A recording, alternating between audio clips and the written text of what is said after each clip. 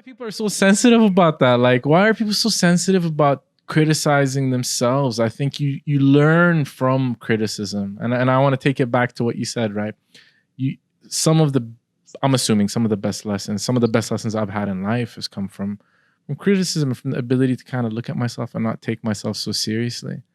You know what I mean? So I think it's so important. We really, especially at this time, man. And I was talking to you earlier before we started this, and I was asking you about all that's going on in the US.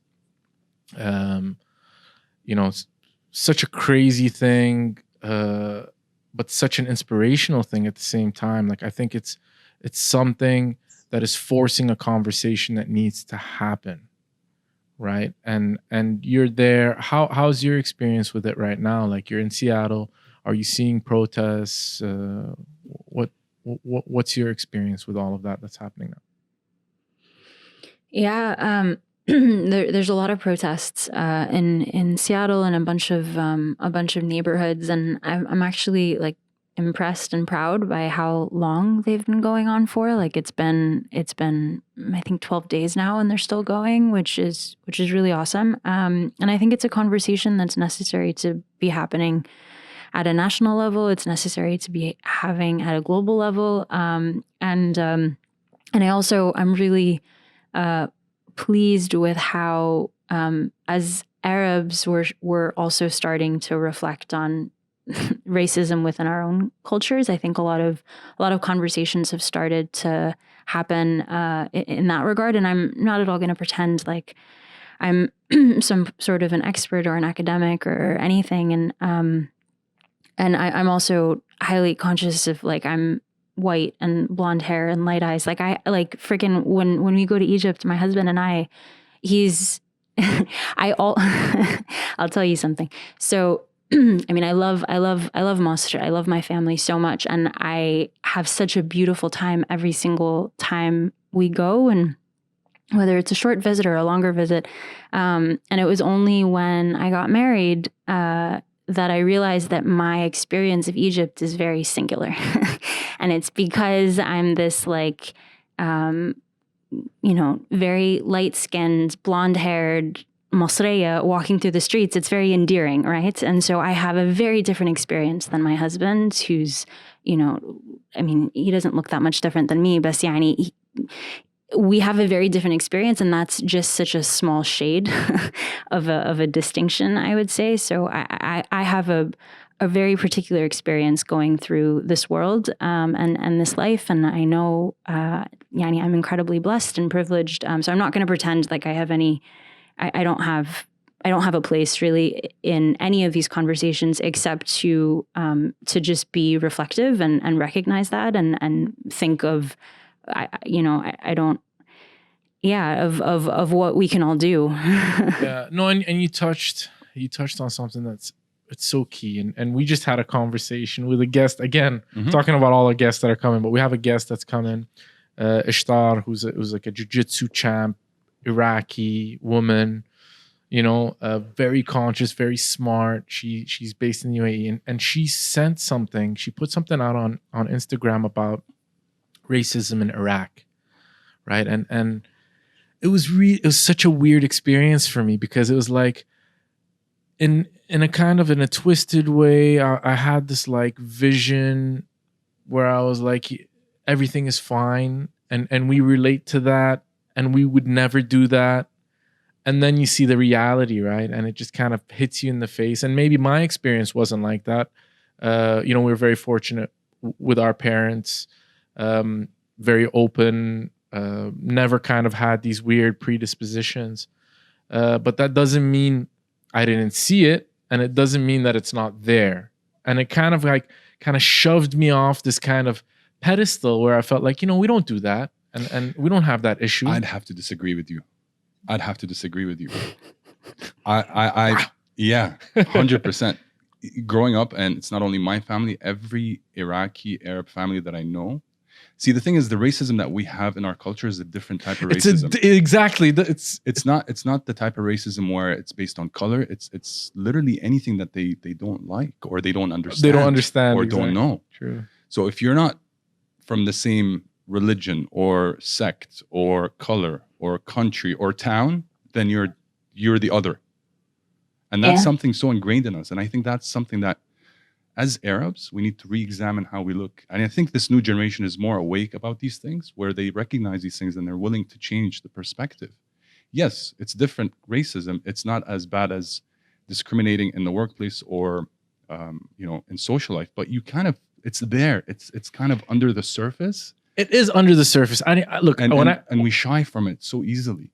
I agree with you. And I think, look, where I'm coming from, the reason why I said I come out kind of kicked me off my pedestal was in my mind, I never had that experience. Like I never processed, and that's just me as a person. Yeah, like I don't know. Too. I can't. Me you know too. what I mean? Me too, and maybe you're right. It is there, and it's, like obviously it's there, right? And this is what I mean is that what she sent out, what she put out, really, like I said, kind of smashed me in the face.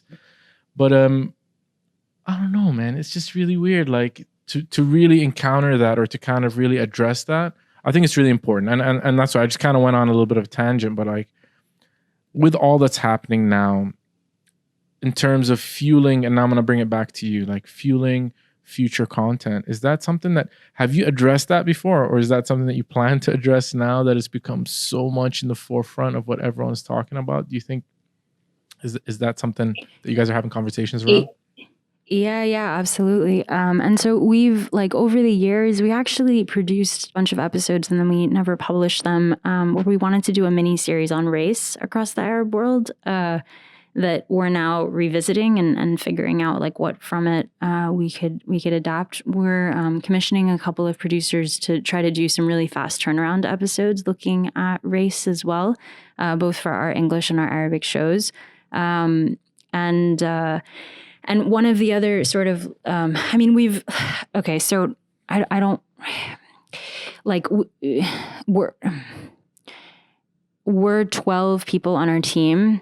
I don't think any one of us would identify as being Black. And so that's also a space that we're trying to be more intentional about. Like we've worked with producers who would identify as being Black in the past, but nobody's like a mainstay on our team. And so I think being more conscious of that moving forward, and also like doing it in such a way that like there's a ton of exceptionally talented storytellers. And so I think we've been trying to be intentional about getting producers from a lot of different kinds of countries. And all of us, I think one of the beautiful things about the Kerning Cultures team is we're very, very mixed in terms of background and beliefs and even places where we're based. And so I think we can always be doing better. I think there's that.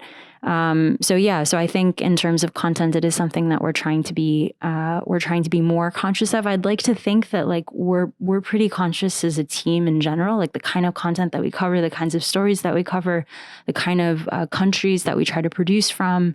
This has always been like part of our like the fiber of who we are.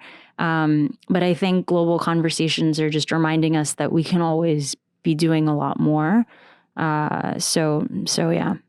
I don't want to like necessarily like dominate the conversation with this piece, but one thing I want to just... You are the reason why we're having this piece, right? So dominate, please.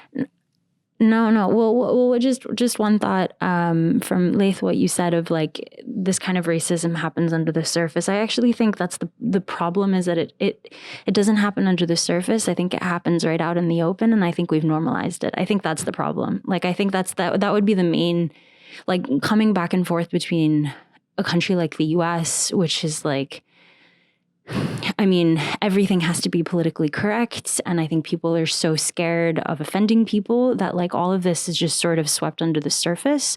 Whereas I think in the Middle East, I think that we don't care about offending anybody, and all this stuff is just like out in the open. And I think both are a problem, right? Because we've normalized these kinds of conversations. We've normalized just calling somebody abds and like making it a joke. But like, it's not a joke, right? And so I think there's different problems to be dealt with, but like and they're different. The problems are different as well. That's one observation I think that I've been kind of reflecting on, is that it's in some ways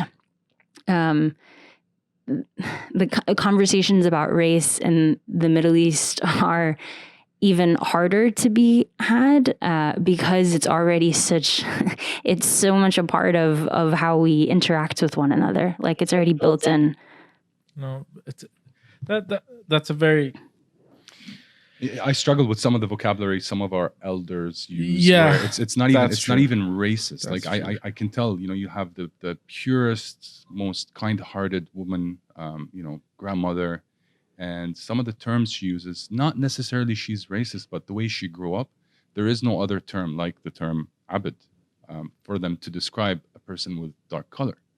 Yeah. And when you try to explain it to them, it's like it's difficult to change that mindset. And I think that's the awakening that's happening, where it's like, no, we have to find something else. Yeah, and just for our English listeners, just so we kind of show that impact, that word abid translated essentially means slave, right? Which is just, it's wild when you step back and you hear it, right? When you really want to address it. And this is what I mean when you want to come out, it's ridiculous. But